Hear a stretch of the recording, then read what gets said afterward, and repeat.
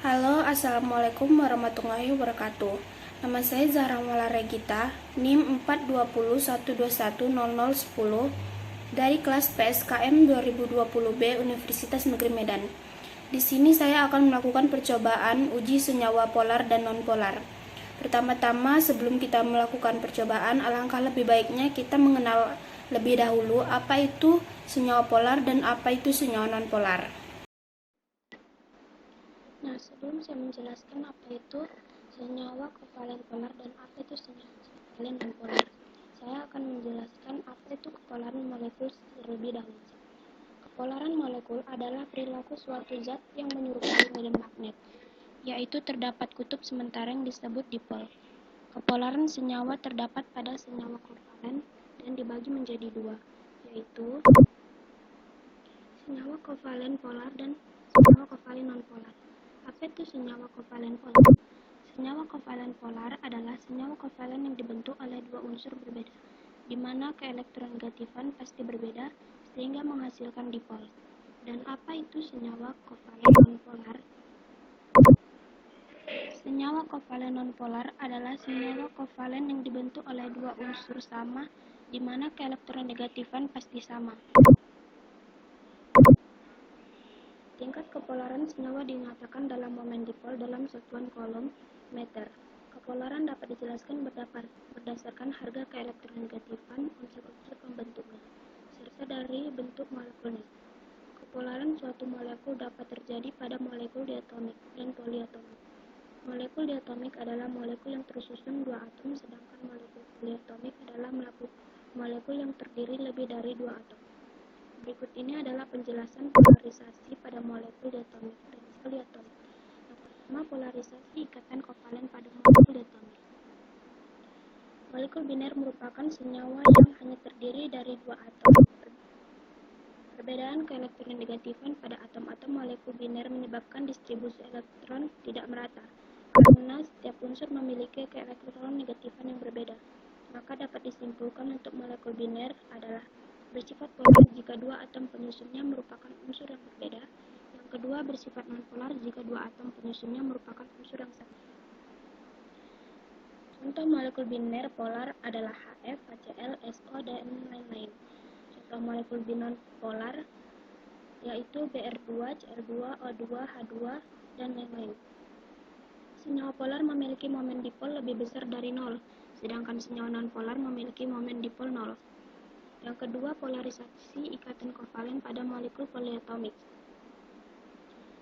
Penentuan kepolaran molekul poliatom dapat dilihat dari dua tahap, yaitu jenis ligen dan strukturnya. Yang pertama itu tinjauan atom terminal atau atom yang mengelilingi atom pusat. Nah, di sini dijelaskan apabila semua ligennya sama, maka perlu kita lihat strukturnya apakah simetris atau asimetris. Jika simetris, maka molekulnya nonpolar, tetapi jika asimetris, maka molekulnya polar. Yang kedua, dikatakan apabila atom terminal yang berbeda, seperti CH3Cl, SiCl2, PO3, maka molekul bersifat polar karena bentuknya asimetris dan menyebabkan resultan vektor atau momen dipol pada molekul tersebut tidak nol. Yang kedua, tinjauan struktur molekul apabila semua atom terminalnya sama. Apabila struktur molekul simetris, molekul bersifat nonpolar. Bentuk yang simetris akan mengakibatkan resultan vektor ikatan atau momen dipol dari suatu molekul menjadi nol.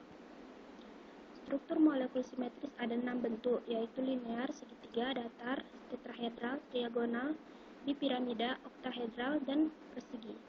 Umumnya molekul yang simetris ditandai dengan pada atom pusatnya tidak ada pasangan elektron bebas. Contohnya molekul BeCl2, Bf3, CH4, PeCl5, SF6. Ada beberapa molekul yang walaupun memiliki pasangan elektron bebas bentuknya simetris dan sifatnya nonpolar. Yang kedua, apabila struktur molekul tidak simetris, maka molekul bersifat polar. Struktur molekul menjadi simetris atau asimetris jika atom pusat memiliki pasangan elektron yang bebas. Sekian penjelasan dari saya apa itu senyawa kovalen polar dan apa itu senyawa kovalen nonpolar.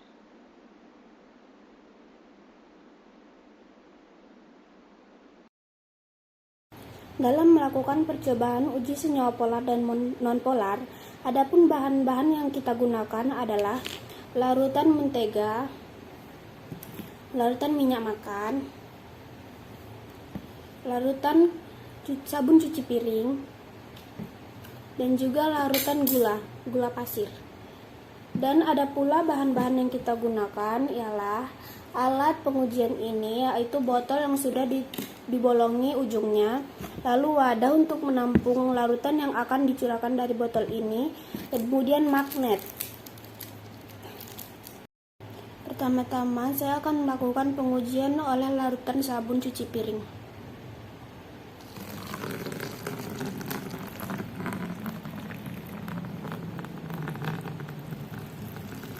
Di sini ada sedikit kemiringan oleh larutan sabun cuci piring ke arah magnet. Itu menandakan sabun cuci piring adalah senyawa polar.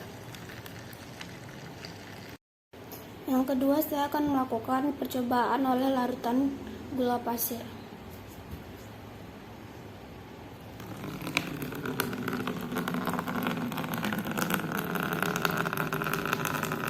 Di sini ada sedikit ketertarikan oleh larutan gula pasir ke arah magnet,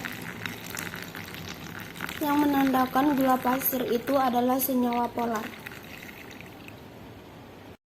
Yang ketiga yaitu adalah senyawa larutan minyak makan.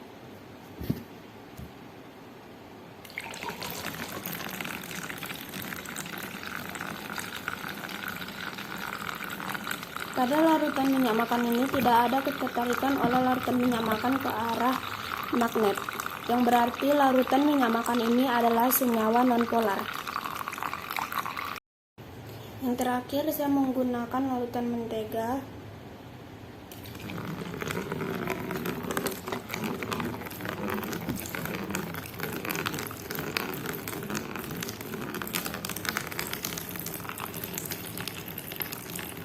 Tidak ada ketertarikan oleh larutan mentega ini ke arah magnet, yang berarti mentega ini adalah senyawa nonpolar.